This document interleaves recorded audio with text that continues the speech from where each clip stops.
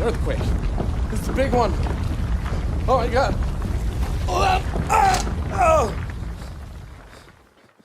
Oh.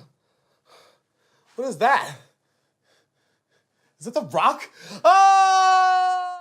What's up, everybody? Welcome to Critique the Critics. My name is Tech. We just watched the movie San Andreas. San Andreas stars The Rock and is about the San Andreas fault line, basically making it so there's a ton of earthquakes, one being the biggest ever in history and completely leveling San Francisco. Seriously, this movie's shakier than the ravers at Coachella. This movie's shakier than Michael J. Fox after 2 4 Locos. This movie's shakier than a Starbucks coffee. Seriously, it's not coffee, it's a milkshake with caffeine in it. I could do the same thing taking a Red Bull and dumping it into a Yoo-hoo. What else is this earthquake movie shakier than? Let us know in the comments and let's see who puts the funniest joke. We're gonna start things off with Burlingame. Burlingame!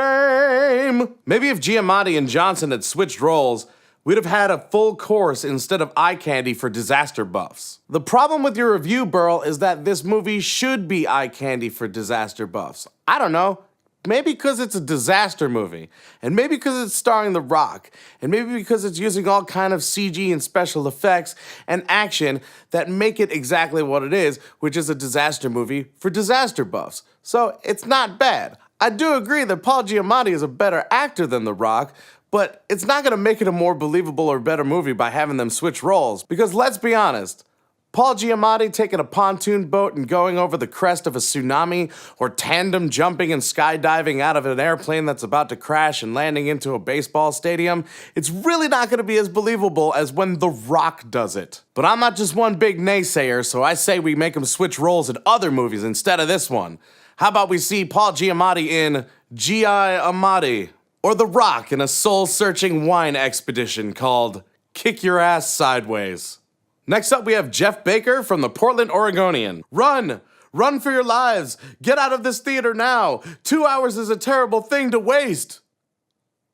Ah! Ah! Ah! Ah! Ah! Ah!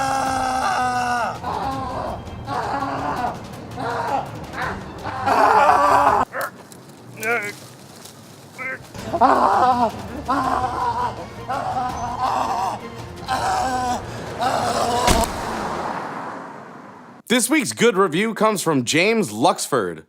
San Andreas' whirlwind of action and devotion to the disaster movie playbook will satisfy those looking for a loud, effects-filled ride. Those inspecting it any closer will find a cookie-cutter studio blockbuster which stretches belief to its limits. This movie has a mediocre story, mediocre acting, and it is about as believable as Kanye West giving an apology.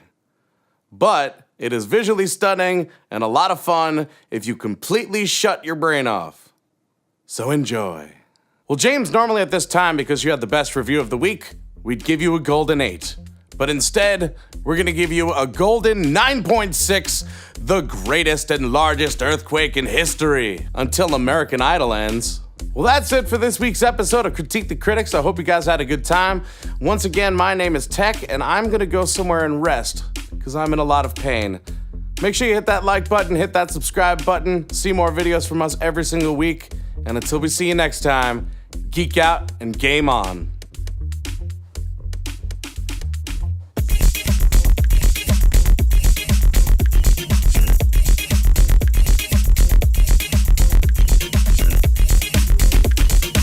Burlingame.